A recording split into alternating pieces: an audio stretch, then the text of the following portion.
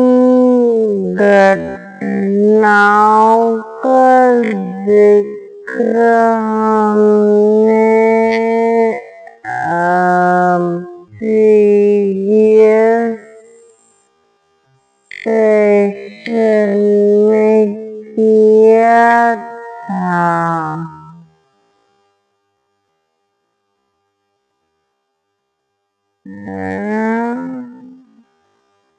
उनमें यही चीज निकल के सामने आई थी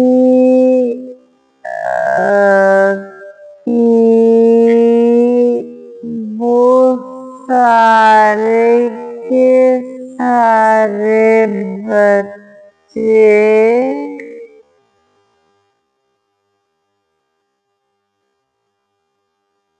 कहीं बाहर से किसी और सिटी में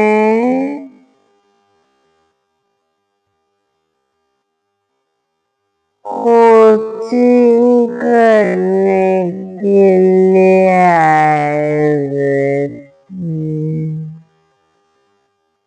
किसी पर्टिकुलर एग्जाम को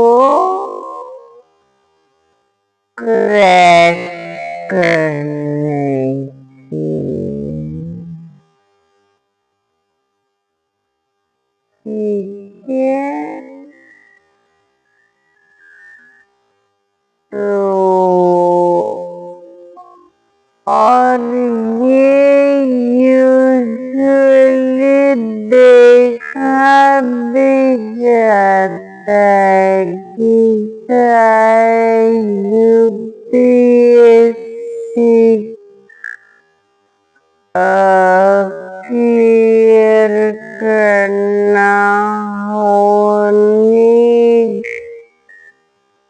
क्रैक करना हो, या कोई ऐसा थोड़ा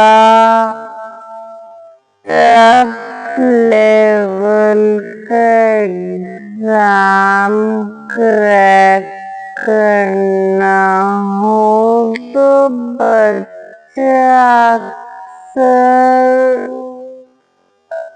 गांव से शहर जाता ही है पढ़ने के लिए, है ना। तो वो कोई भी कोचिंग इंस्टीट्यूट हो सकता है। तो हम ऑल ओवर बात कर रहे हैं कि आखिर पढ़ाई का इतना ज्यादा प्रेशर हो क्यों गया है, क्यों इतना ज्यादा हवा बना दिया।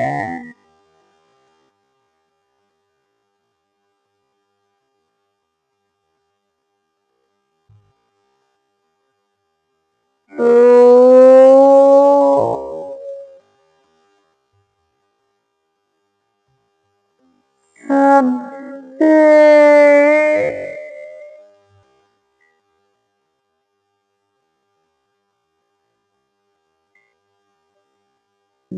मेन चीज जो निकल के सामने आई है, जो हम खुद ऑब्जर्व करते हैं, वो ये है कि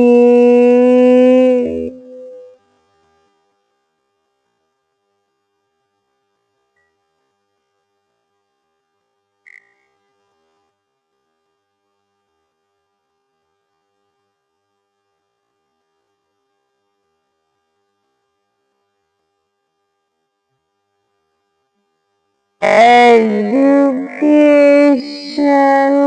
को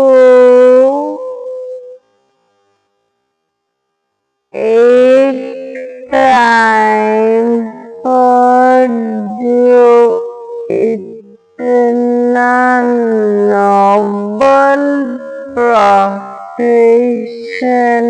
माना जाता था,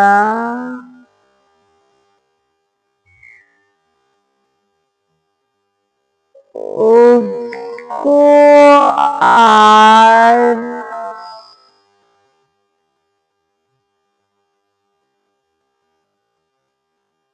काफी लोगों ने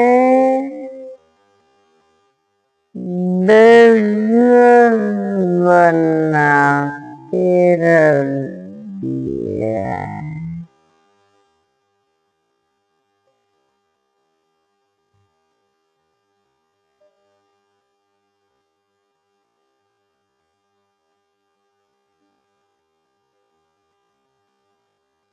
बहुत खराब चीज है ये, बहुत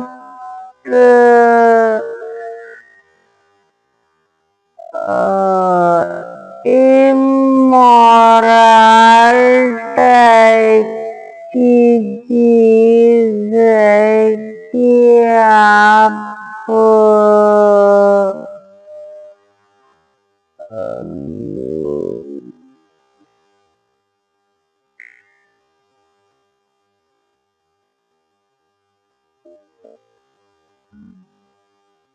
मतलब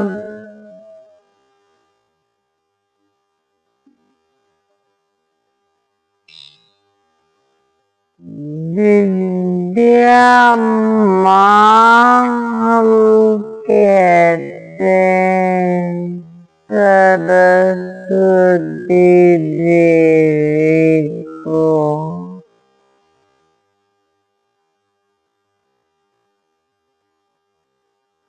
है ना। उस पढ़ाई का हमने इतना तमाशा बना दिया है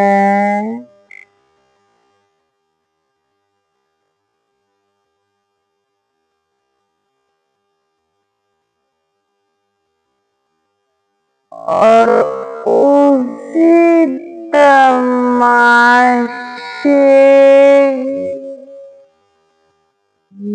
में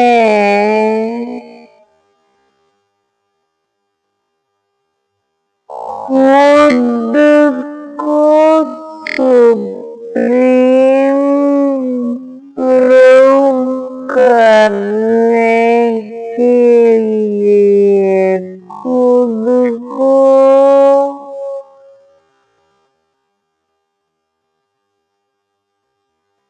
फर्स्ट बताने के लिए कोचिंग इंस्टीट्यूट बच्चों के ऊपर काफी ज्यादा प्रेशर डालते हैं।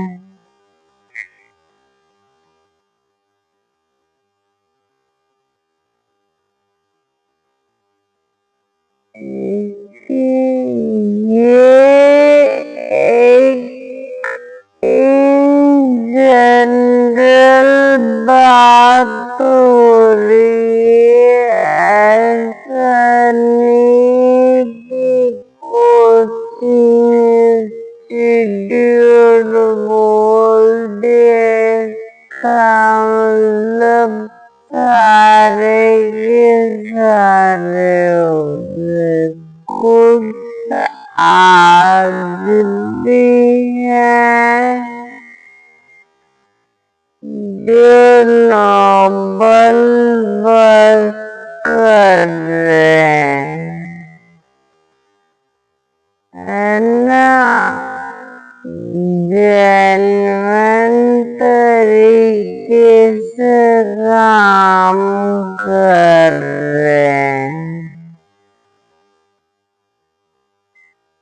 लेकिन जो नहीं कर रहे हैं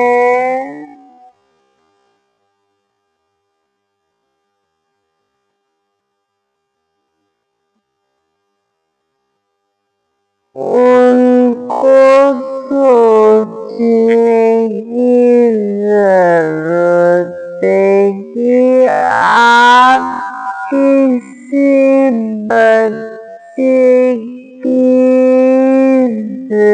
जिंदगी से खिलवाड़ कैसे कर सकते हैं।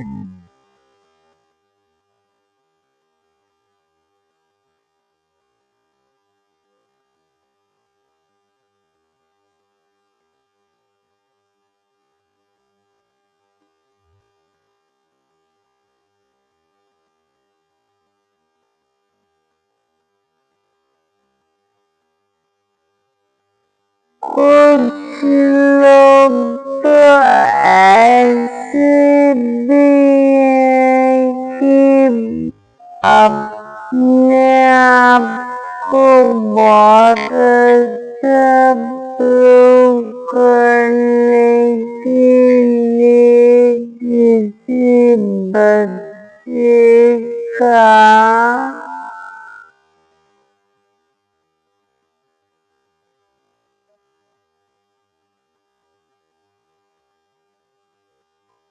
जो उनके यहाँ पढ़ा भी नहीं है, फिर भी उसका अपने पैम्फलेट में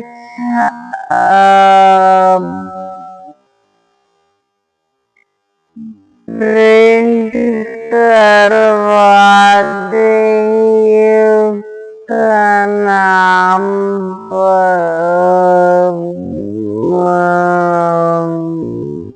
उसकी रैंक वगैरह कि हाँ टॉप 10 हमारे यहाँ से सेलेक्ट हुए हैं। फर्स्ट सेकंड थर्ड हमारे यहाँ से सेलेक्ट हुए हैं।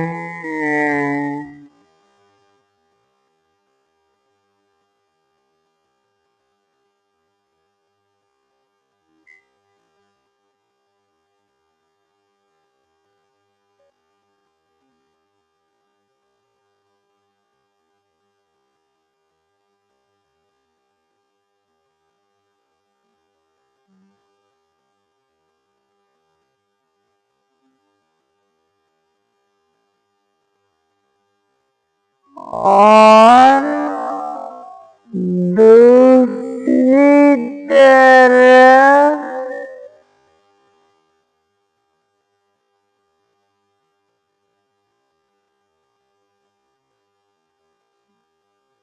वीकली टेस्ट होते हैं या जब एग्जाम बिल्कुल पास में होता है तो एवरी डे या एवरी अल्टरनेट डे टेस्ट हो रहे हैं और उस टेस्ट में ठीक है टेस्ट अच्छी बात है, लेकिन उसका भी क्राइटेरिया होना चाहिए। सिर्फ टेस्ट के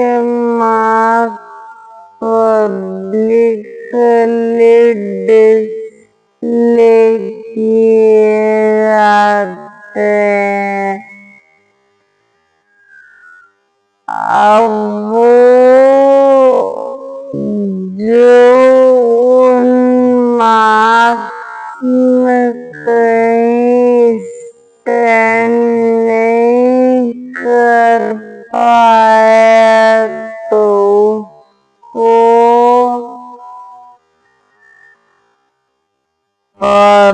पब्लिकली क्रिटिसाइज भी किया जाता है सारे बच्चों के सामने उसका। ऐसा भी सुनने में आया कि उसका मजाक भी उड़ाया जाता है।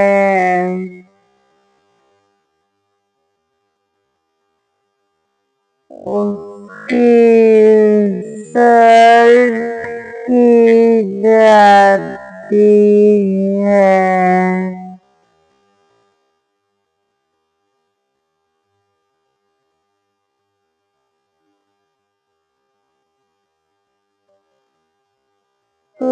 जो कच्ची उम्र के बच्चे हैं, जो टीनेजर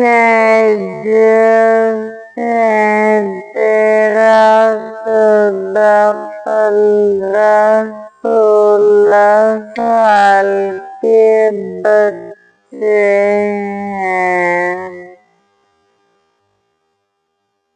वो इन सारी चीजों को नहीं बर्दाश्त कर पाते कि उनका कोई मजाक उड़ाए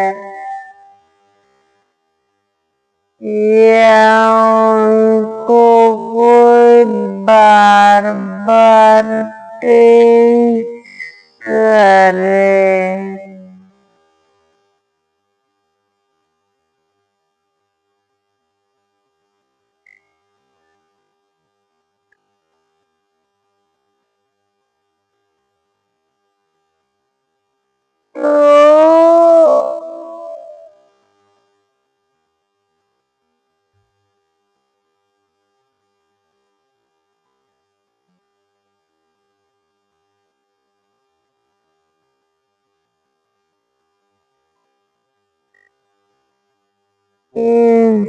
इंस्टीट्यूट को भी अपनी जिम्मेदारी समझनी होगी। आपका काम है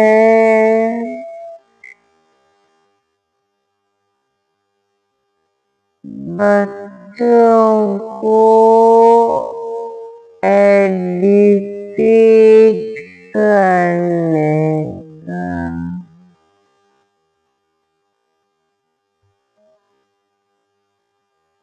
है ना? और पढ़ाने का मतलब सिर्फ किताबी ज्ञान देने से नहीं होता।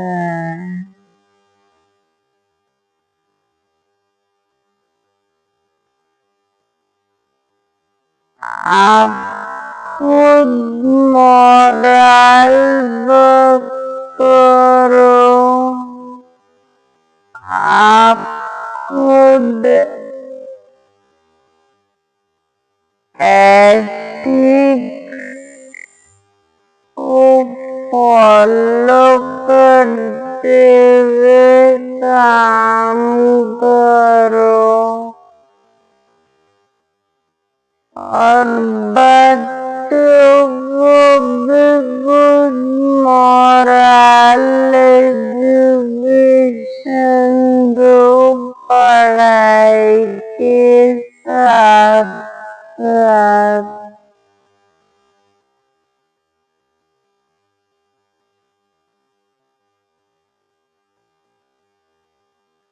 उनको हमेशा प्लान बी के लिए रेडी रहने को सिखाओ, समझाओ, उन्हें बताओ कि प्लान बी उनके लिए क्या क्या हो सकता है।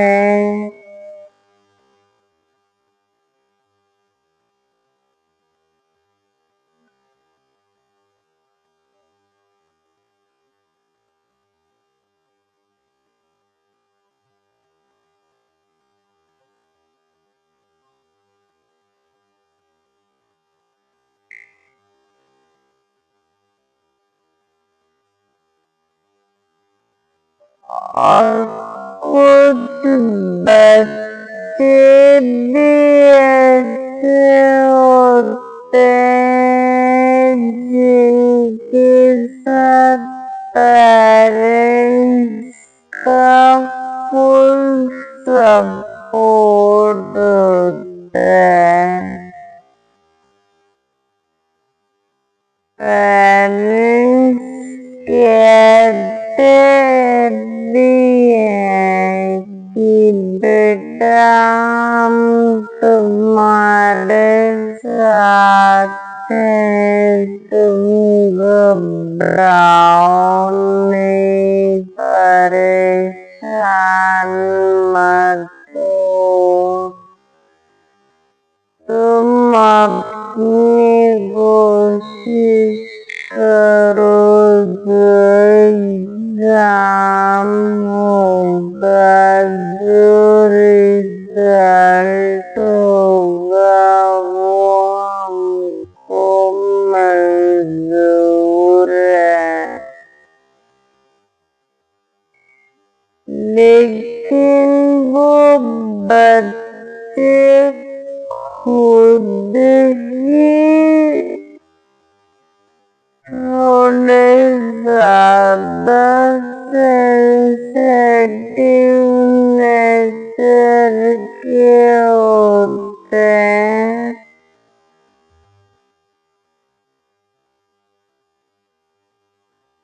तो उन्हें ये लगता है कि नहीं,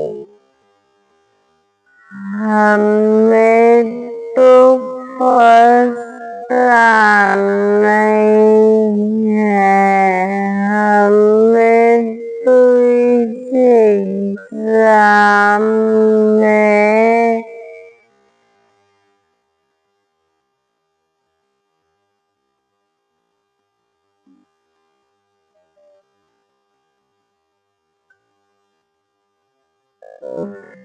पहली ही बार में पहली रैंक लानी है। ऐसा नहीं हुआ तो क्या होगा, मेरे फ्रेंड्स आगे निकल जाएंगे, मैं पीछे रह जाऊंगा।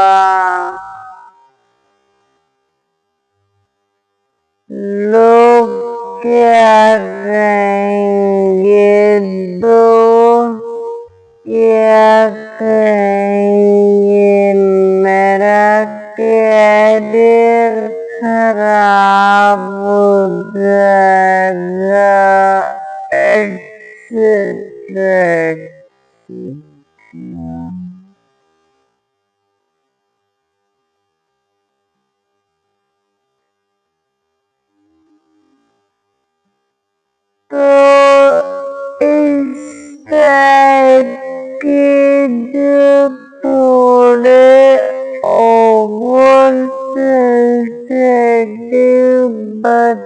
होते उनकी टाइम टू टाइम काउंसलिंग भी जरूरी है।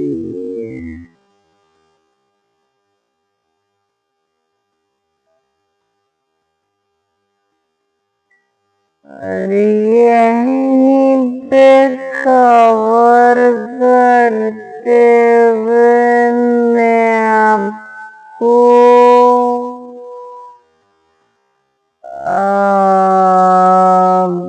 बता भी दूं कि जो भी जिस स्टेट की ये घटनाएं हुई थी,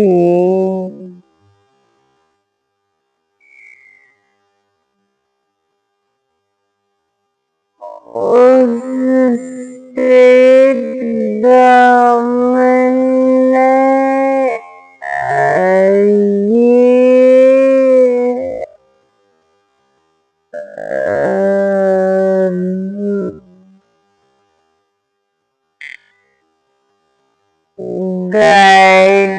गाइडलाइंस भी जारी कर दी हैं, ये रूल्स बना दिए हैं। एक तो कोचिंग इंस्टीट्यूट किसी भी 16 years से कम के बच्चे को 16 साल से कम के बच्चे का रजिस्ट्रेशन कर ही नहीं सकता।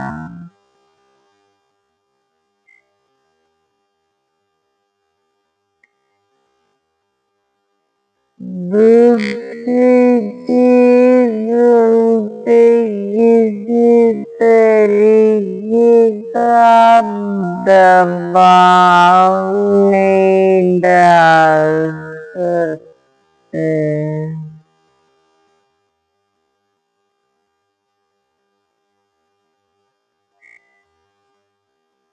तीसरी चीज टाइम टू टाइम बच्चों की काउंसलिंग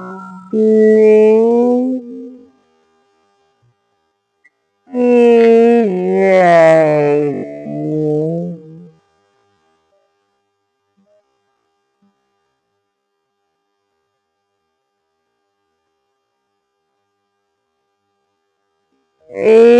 ये भी डिसीजन लिया गया कि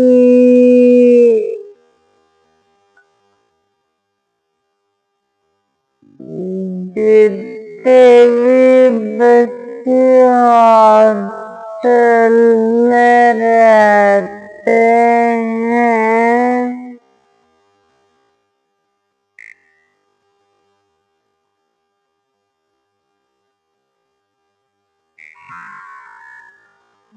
उनके हॉस्टल के रूम में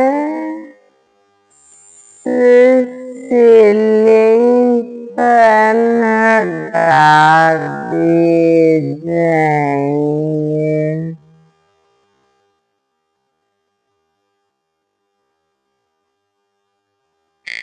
छत वाले जो पंखे होते हैं वो अब नहीं लगाएंगे,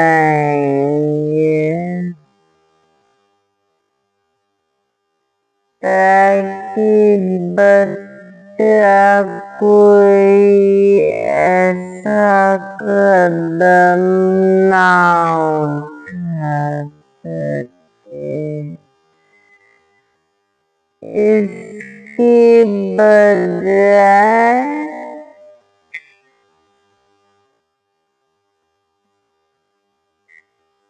दूसरे स्टैंड वाले फैंस या कोई दूसरा सब्स्टिट्यूट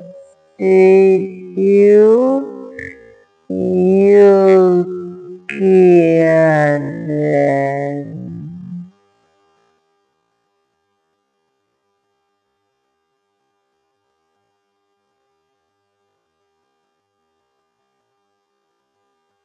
ये तो नहीं लगता कि वो बहुत ही ज्यादा इफेक्टिव होगा,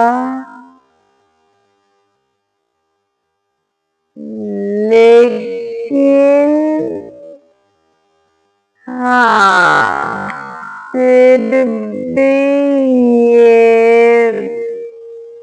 ये भी एक सेफ्टी मेथड तो है ही,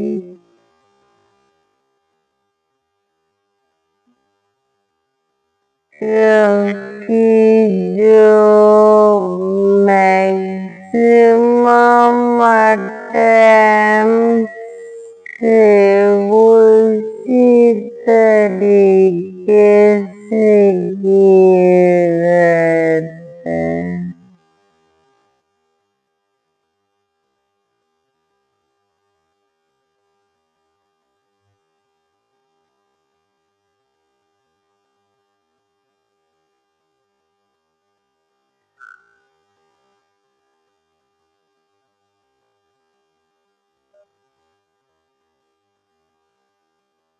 पर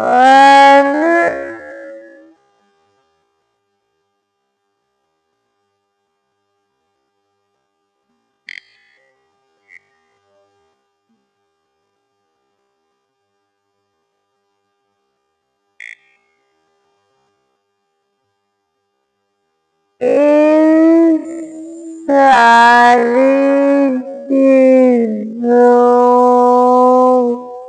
को देखते जानते हुए आज के टाइम को देखते हुए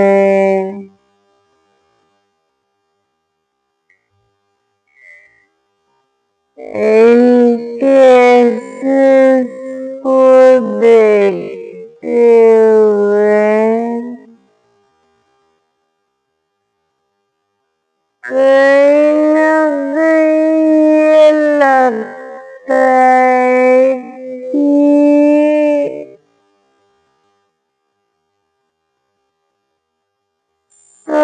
सबसे ज्यादा जो जरूरी है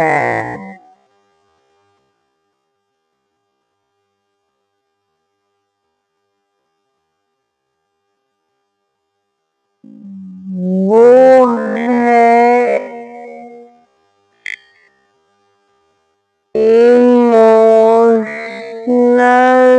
सपोर्ट, मॉरल सपोर्ट बच्चे का मेंटली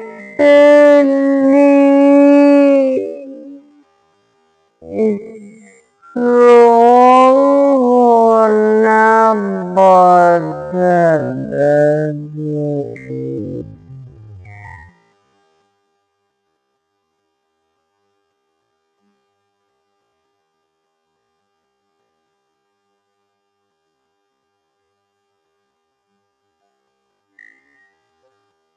और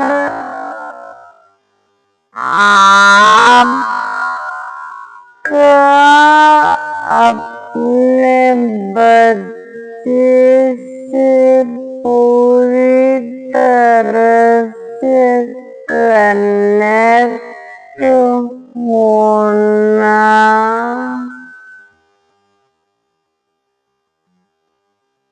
उसके मन की बात जानना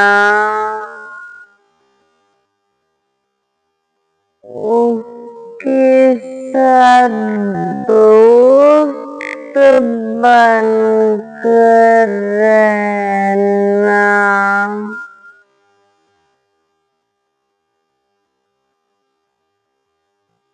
उसको टाइम टू टाइम सही गलत बताते रहना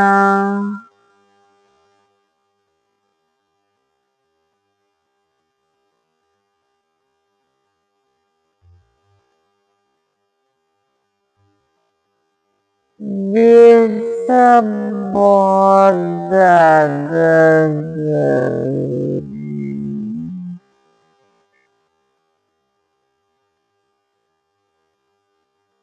बच्चे के मन में ये फीलिंग होनी चाहिए कि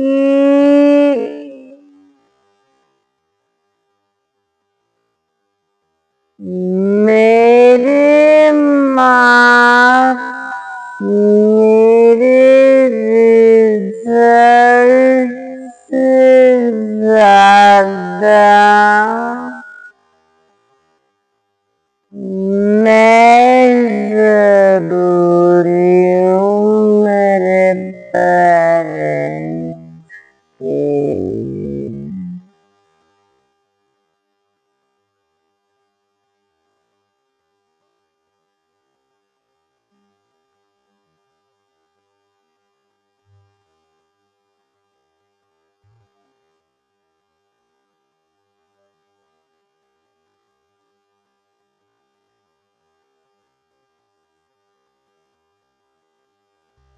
और इसलिए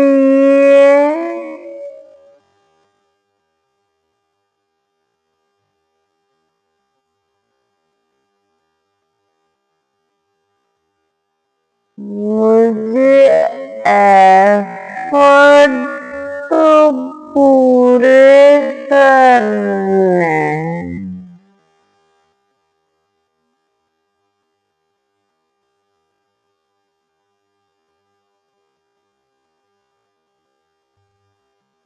लेकिन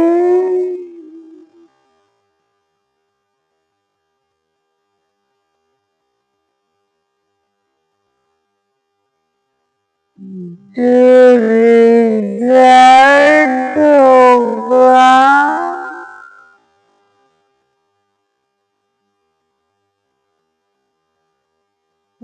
वो ऊपर वाले के हाथ में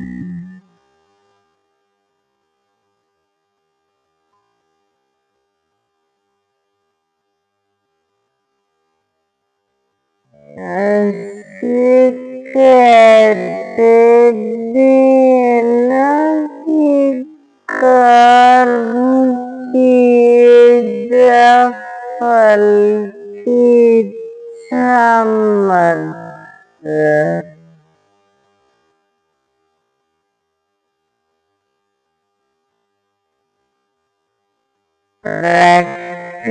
प्रैक्टिकली देखा जाए तो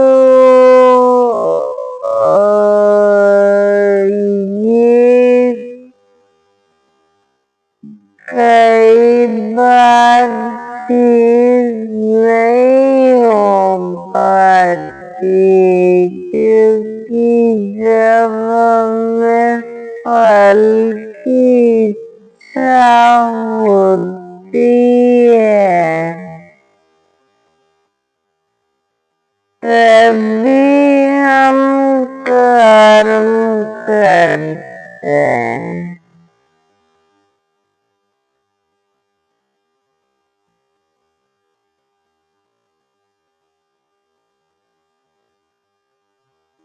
या फल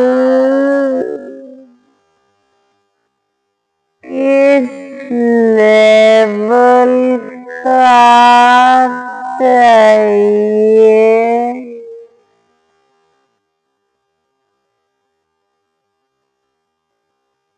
उस फल के लिए कितने ज़्यादा डेस्परेट हैं,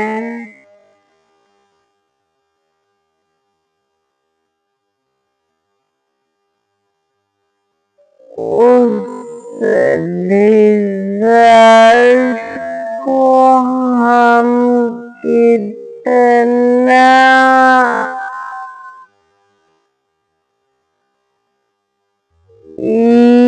ईगरली चाह रहे हैं,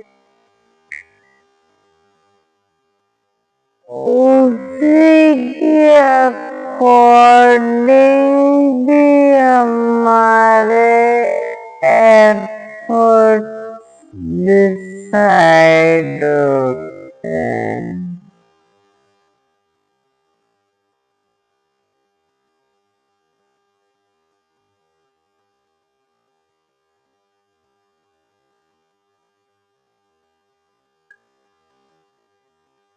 लेकिन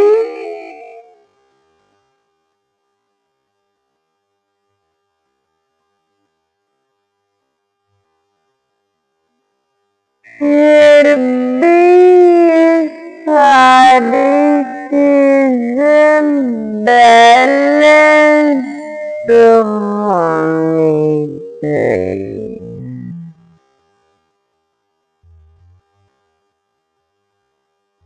कि हाँ, ये हमारा कर्म है,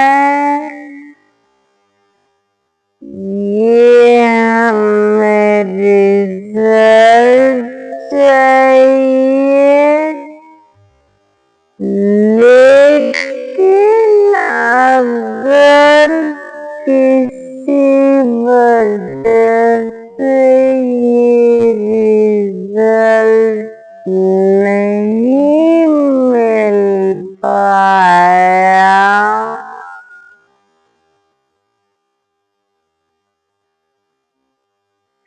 तो भी लाइफ खत्म नहीं होती है।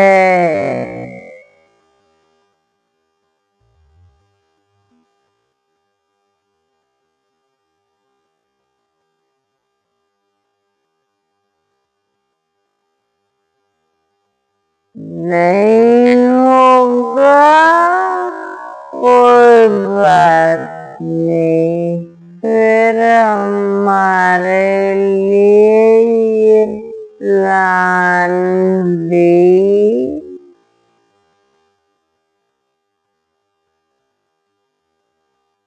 रेडी है, उसके लिए हमें अपना 100% देना है।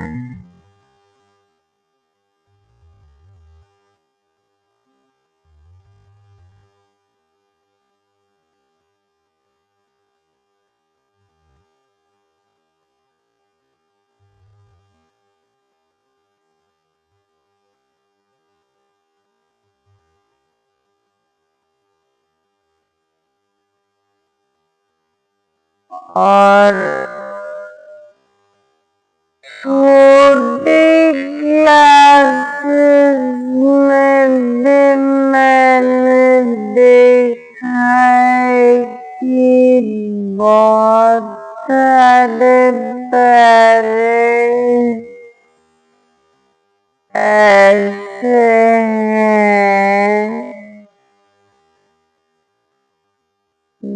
जो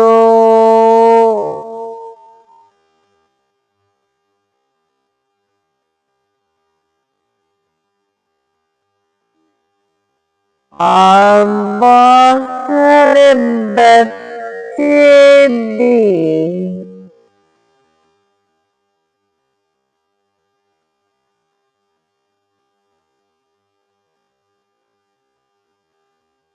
जिनको पॉइंट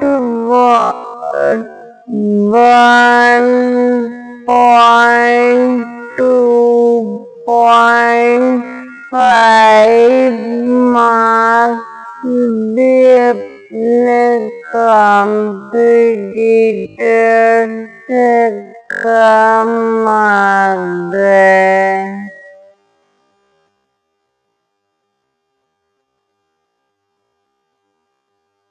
ये क्लास में फर्स्ट की वजह सेकंड रैंक आ गई।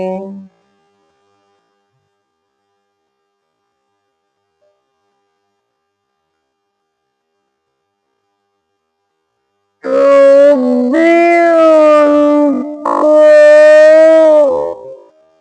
बहुत तकलीफ होती है।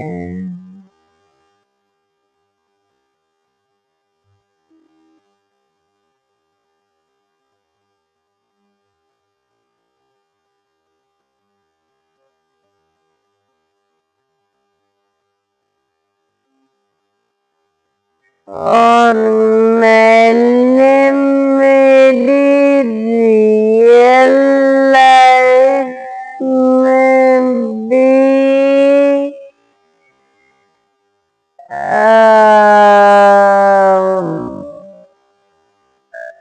ऐसे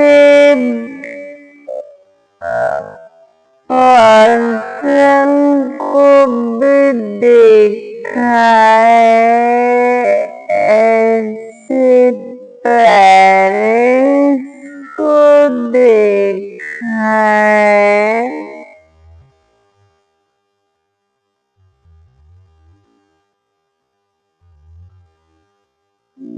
जो जिनका बच्चा यूकेजी में था उस टाइम,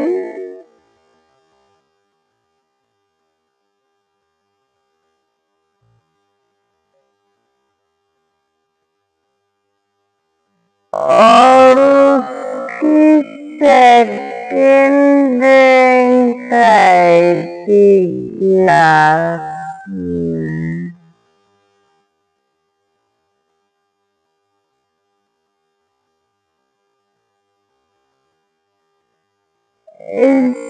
स्टिल उन पेरेंट्स को इतनी दिक्कत हो रही थी कि फर्स्ट वाला फर्स्ट कैसे आ गया,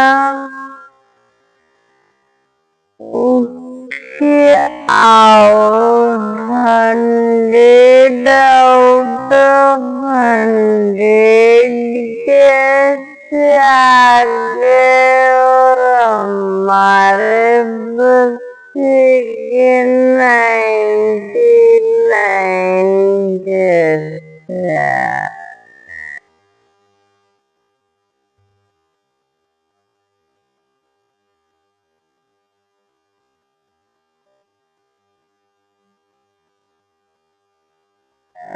भाई जब पेरेंट्स ही इस तरह से सोच रहे हैं तो बट ऑब्वियसली वो चीजें बच्चे में ट्रांसफर होगी।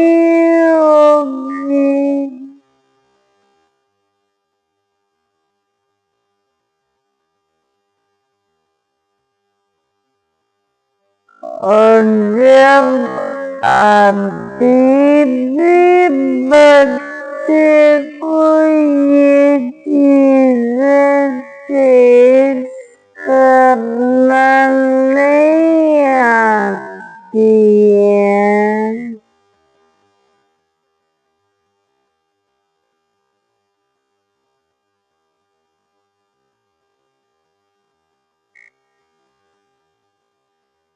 तो जब वो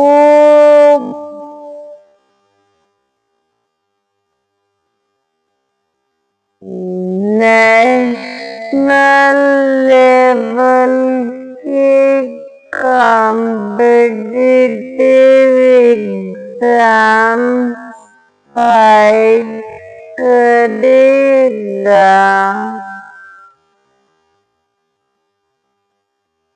तब वो कैसे उस कंपटीशन को फेस करेगा, कैसे वो एक्सेप्ट कर पाएगा कि हाँ मेरे से ज्यादा मार्क्स भी किसी के आ सकते हैं, मुझसे अच्छी रैंक भी किसी की आ सकती है।